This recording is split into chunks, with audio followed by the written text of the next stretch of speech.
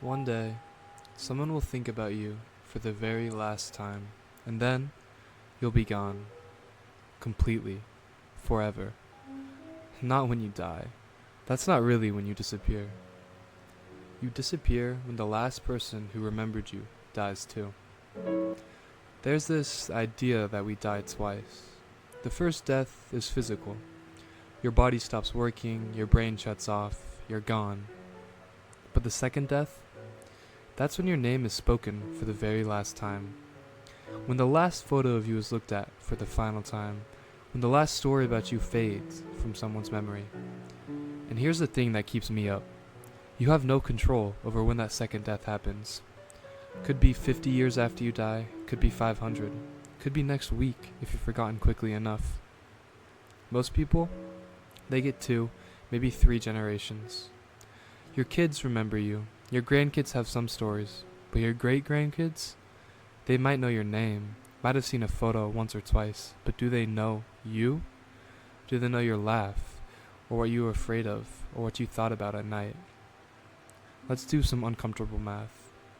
Let's say you die at around 80. You have kids who live to 80. They have kids who live to 80.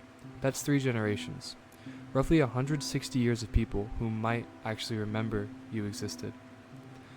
By the year 2200, no one alive will have met anyone who met you. You'll be a name on a family tree. Maybe, if anyone's even keeping track. And that's if you're lucky. That's if you have kids. That's if they care enough to pass your story down.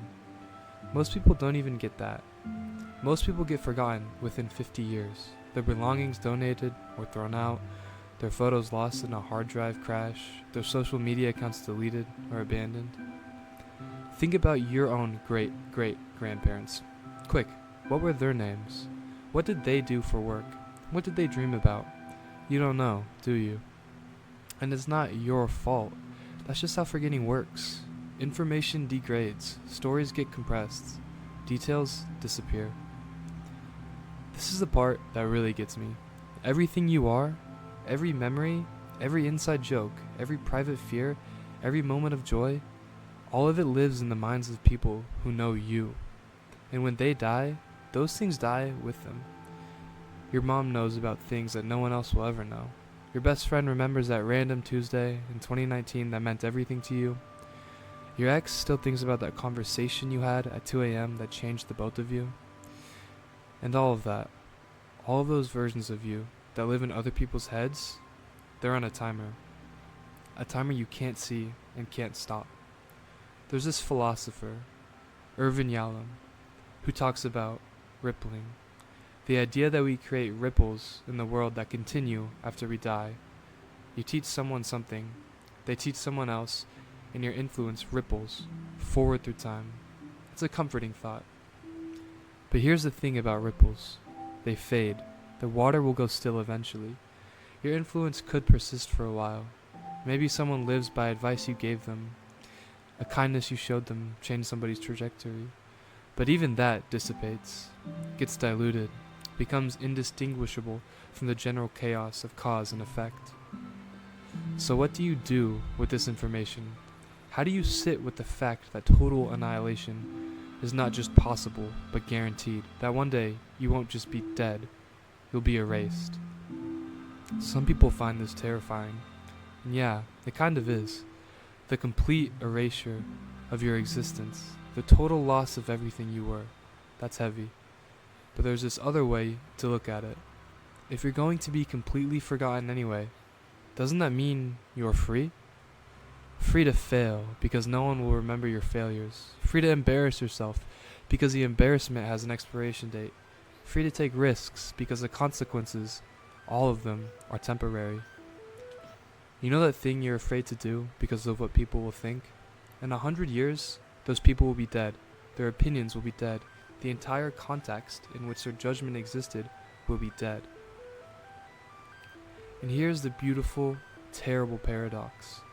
The only way to fight against being forgotten is to matter to people. To create memories that they'll want to hold on to. To be the kind of person whose stories get told at dinner tables years later. But you can't force that. You can't make people remember you. Some of the most important people in history, people who changed everything, are already forgotten. And some random person who was kind to a kid once might be remembered by the father of that kid for their entire life. You see, there's no formula, no guaranteed path to mattering. You just try. You show up. You're present. You're kind when you can be. You create things. You connect with people. You leave little pieces of yourself scattered around in the hope that some of them might stick. Maybe the point isn't to avoid being forgotten. Maybe the point is to accept what you will be, and to live anyway. To matter in the small moments to the people in your immediate orbit, for the brief window of time that you're here. Because here's what's true. Right now, in this moment, you exist. Fully, completely. People know your name. You take up space. You affect things. You're real. And yeah, one day someone will think about you for the last time, and then you'll fade into the void along with the hundreds of billions of other humans who have already disappeared. But that day isn't today. So maybe stop worrying so much about legacy. Stop trying to be remembered. Just be here. Be present. Be kind. Be real. Because the opposite of being forgotten isn't being remembered forever. The opposite of being forgotten is being here, fully, right now, while you still can be. And that is enough.